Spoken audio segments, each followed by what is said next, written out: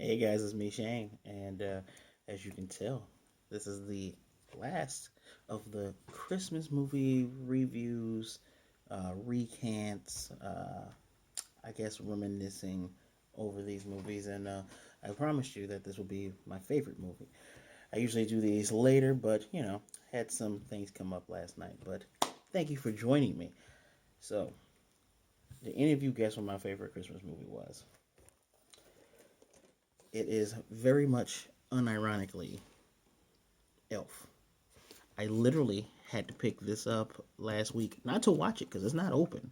I've seen Elf way too many times since 2005. I picked this up because I played Elf. I play Elf every Christmas, and my DVD, was it my DVD and my Blu-ray copies were starting to skip. They were starting to skip right around the time Buddy sleeps in the department store window at Gimbel's, right before his father has to get the blood test. So this movie's amazing, and a lot of people say, "Oh, Elf is overhyped and it's not too good." Just like any other Will Ferrell movie, including Anchorman, this movie has aged so finely over time. I do hope that, unlike Anchorman, it does not get a second movie. Doesn't need a sequel. Please don't make a sequel. Actually, recently I saw the Buddy the Elf musical. It was a stop motion musical with the guy who plays Shelton on Jim Parsons. He was playing the voice of Buddy the Elf on the musical. A quick little review on that.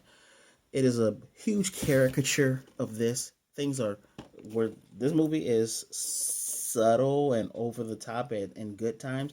The musical is way over the top. It's definitely marketed towards children, but it does make me like Emily and Michael. Uh, their characters a lot more. They're very sweet characters. Um, Jim Parsons make that version of Buddy is really dumb, and while Buddy is naive in this movie, he in the original movie he's not super dumb. He's just naive. There's the scene where he's looking out over the bridge, and he's seeing all these fake Santa Clauses, and Santa Claus is about to crash, just like in this movie. And he's like, "Oh, you're still a fake Santa Claus." Where in this movie, Buddy's like, "Yeah, I recognize that that's Santa Claus." So it's a musical. The songs are pretty decent. They're not bad. I'm pretty sure it's either CBS or ABC. I'm gonna say CBS because it appeared on Cartoon Network is where I recorded and watched it. It was like an hour, just an hour long thing.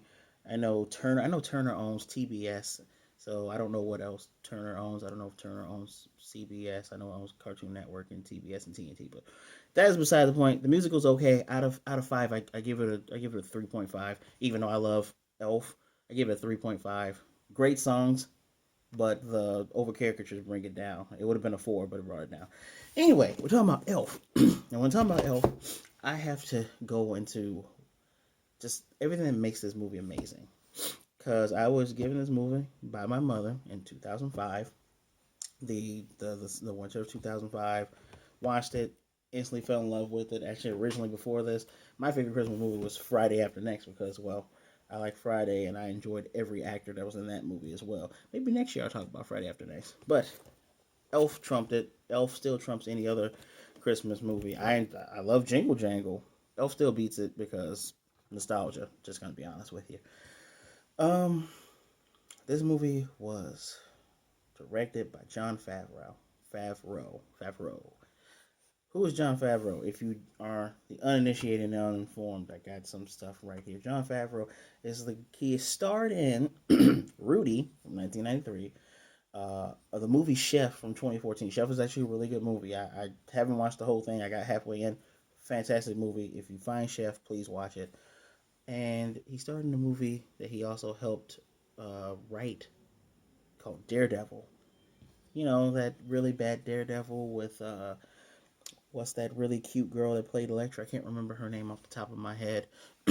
And my boy Ben Affleck. Yeah, the movie was comic accurate, but the movie was kind of boring. Michael Clark Duncan, rest his soul, was a really great Kingpin. Really good casting choice with that. But yeah, that's his acting. But he's also the guy that directed and produced the first Iron Man movie. He's done Iron Man 2. He's appeared in all of the movies as Happy Hogan. He's also helped produce 4 Infinity War, Endgames, Far From Home. He's a producer as well as a director, but he's the reason why the MCU is amazing as it is because he started with Iron Man. He's also he did Elf, he did Jungle Book, Lion King, and he's the guy that made The Mandalorian. Guy is amazing when it comes to writing. So when I tell you that this movie is paced so well, it is on par with another one of my favorite Christmas movie is a Muppet Christmas Carol, which obviously is based on a Charles Dickens novel, but that movie was paced well as well, even with all the songs in it. This is fantastically paced. You know where Buddy comes from. You get to experience his life in the North Pole, his travels to New York, being a fish out of water, meeting people, the slow rise of him finding love and him finding family, and then the culmination of everything coming together. It's amazingly paced. The music is amazing as well. The song, I'm actually doing this live because it is Christmas Eve, and I don't really care if you see the process behind it at this point. There's a song in there that I'd never heard of until this is "Pennies from Heaven," which is it's also a 1981 movie called Pennies from Heaven. But Pennies from Heaven, the song was sung by I want to say Frank Sinatra and Louis Prima. Louis Prima is the original. He's the guy that sang that his versions in this song. Amazing, amazing song. Zoe Deschanel plays his love interest. I love Zoe. That's and in weeaboo terms, she is waifu. I love everything Zoe's in. So many good actors. You have James Caan playing his father. Actually, fun fact: in the musical, Mark Hamill plays the character that James Caan plays. He plays Walter, which is just wow. Uh, what's this movie about? If you haven't seen it, I don't know how you haven't seen it, but Buddy, Santa Claus was in an orphanage, but he had went into his sack. The elves decided to raise him when he got back to the North Pole. Sooner or later, Buddy finds out that he's actually human. His father explains to him that his dad, um, Walter Hobbs, is on the naughty list because works all the time. Turns out his mother was Susan Wells, but Susan Wells passed away and gave her son up to adoption. So that's unfortunate. Buddy makes this whimsical journey from the North Pole, going through the candy cane forest and the sea of swirly twirly gumdrops to get to the uh, the Lincoln Tunnel. I think that's what it's called. Where the movie sets itself up so well. With Buddy has met all these magical animals at North Pole. First thing he meets is a raccoon, which obliterates him, and from there on, we get him meeting his father. His you know, father thinks it's a Christmas gram, but he's saying, I'm your son. You didn't know about me. But he gets kicked out. He goes to Gimbel's where he meets, I think her name's Josie. Yeah, I think Zoe Jason's character is Josie. Meets her. He does so well with decorating because he was raised by elves, right, guys? So elves move fast. He's faster than average human. He only needs 2 to 4 hours worth of sleep, and he survives off of sugar and candy. Once he meets with his father again, get a blood test. The doctor's Jon Favreau. He's like, what do you want? What do you want from me? You want money? No, I just want to be in your life, and I thought you want to be in mine. And through a series of events, he wins over his half brother Michael. The oh my goodness, the mother in this movie. I can't remember her name. I think it's Mary Neil Steenburgen. And first of all, wonderful actress. Secondly, one of the most loving character in this movie. Like, how many wives do you know that you come up and say, "Yeah, I had a kid with this girl years ago who died, and this is my son." She handles this very well. She's very loving and very inviting to Buddy to join in their family. Just she's down for everything. Buddy sees that she made spaghetti. Well, he makes spaghetti with syrup, and she's like, "I'm gonna take it. I'm gonna smile. And I'm gonna tell you that you're amazing." Fantastic character. Michael's just a kid, but he gets won over because Buddy saves him during a snowball fight. he actually helps Buddy get further along with Josie. Josie? I need to just look up this name. Man. Jovi, sorry, with Jovi, but saying, ask her out. They have a wonderful date scene, which is more like a montage ish, but there's a lot of dialogue in it. Um, his dad is close to losing his job because the reason he's on the naughty list, on top of being, mean and crotchety, he willingly told the print. He works at a printing company. Told them to omit the last 2 pages. He said, "Who cares? I don't care. I'm not gonna miss my deadline. Just get it out." And of course, his boss notices it, and they have to work on Christmas Eve.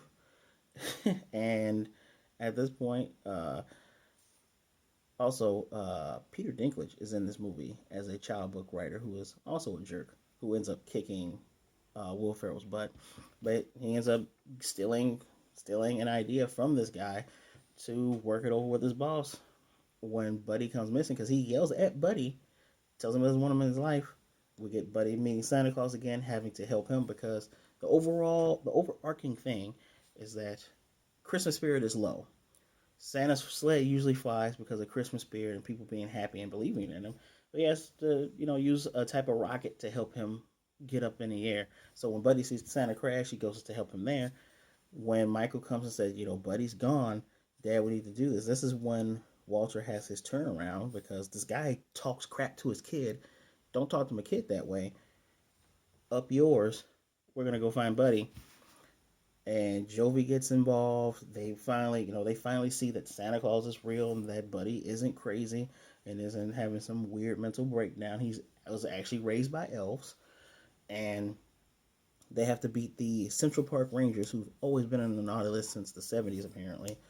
And Michael gets the people to believe in Santa and sing Christmas Carol with Jovi and his mom, and he also gets his dad Walter to sing, and they save Christmas.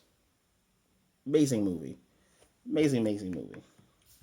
Musical score top notch. The art and visual, when you first get in the North Pole and you see all that stuff, it looks really good.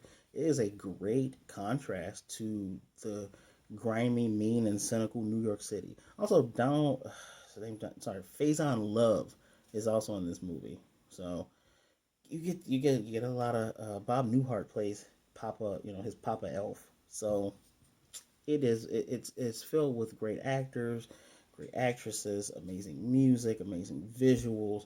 It's paced very well. If you don't get it, that's fine. I understand some movies aren't for everyone, but in my humble and I try to give you an honest opinion. Yes, opinions are based on feelings, but I try to tell you the facts behind my feelings. This movie, I, I bought this movie. This is the third time, and I only bought this one because it was the steel book. I was gonna get a regular one. If I'm willing to buy this movie 3 times, look at the glow. Obviously, there's something about this movie that's amazing. I wish they would play this 24 hours a day instead of Miracle. Is it Miracle on 34th Street? The one with the one with the kid with the BB gun. I was in between on that movie. That's just me. But anyway, guys, thank you for joining me. I really do appreciate you taking time out of your day to watch me at least review these Christmas movies. Christmas is my favorite time of year. I I adore it. There's something in the air about trying to be kinder and gentler to people and just realizing that we're all in this together. And it's not just Christmas. There's Hanukkah and there's Kwanzaa and there's so many other things that go around with this, which is why some people call it Festivus, which is I don't really care about PC. Tell you happy holidays because there's a lot of holidays that are going on right now. A lot of people don't even celebrate Festivus. A lot of people hate Festivus, but that's a topic for another story, which I will not cover because I don't really care that much. But happy holidays to you. Whatever you celebrate, happy Hanukkah, happy Kwanzaa, Merry Christmas, Happy Christmas. Just be good to one another. Be kind to one another. Be good to yourself. We've gone through a rough year, and while I believe things are changing for the better, just be kind to yourself. Realize that you matter. Realize that you have people around you that care about you. Tell them that you love them every day, just because I know that they care for you. Because hey, I'm here. I care for you. I can't see you right now. You know, that's a nice shirt you got on. But I hope you're doing really well. So again, Merry Christmas. Thank you for showing up. And as always, please leave me a comment down below. Do you like Elf? If you do, tell me why. If you don't, tell me why. If you've never heard of Elf until this very moment, I mean, this movie was out for a full almost 3 years before I even discovered it back when I was younger. Oh boy, 2003 seems like yesterday. Getting old. Please subscribe, hit the notification bell, get notified of more videos like this. I got videos coming out on the weekend. As always, we're doing our best to try to get to 100 subs by January 31st. That is a special date for a reason I will tell you later. Um, as always, I thank you for showing up. Please be good, be blessed, wash your hands, wear a mask, be good to one another, be good to yourself, and I will most certainly, oh yeah, how can I almost forget that? Black Lives Matter. As always, Black Lives Matter. But as always, always, always, I will definitely be seeing you next time.